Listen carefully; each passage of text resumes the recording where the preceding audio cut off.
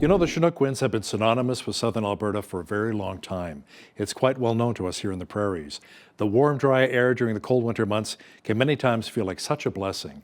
But how is a Chinook created?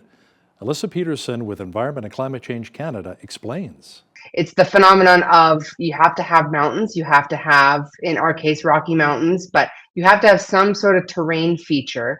And then if you get very strong winds kind of hitting that terrain feature, you'll usually get a downslope wind like this, which is what a Chinook wind is actually called, meteorologically speaking. Chinook winds, if they're very, very strong, they can push all the way into Western Saskatchewan, but you'll see them the most generally from that Calgary to Lethbridge corridor. You'll have air that's moist and humid, and it'll rain out on the west side. So in BC, so you think Fernie, Cranbrook, those areas will get a lot of snow in the wintertime, a lot of rain.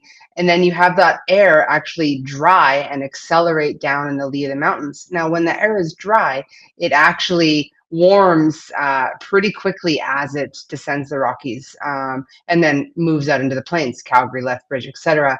And so when you get a Chinook wind, a strong Chinook wind, especially in the wintertime, you can actually see those Chinook winds push out a lot of cold air, and it actually brings in those warming temperatures. According to the Canadian Encyclopedia, other areas of the world where Chinooks are felt include the Foehn in Europe, the Zonda in Argentina, and the Berg in South Africa.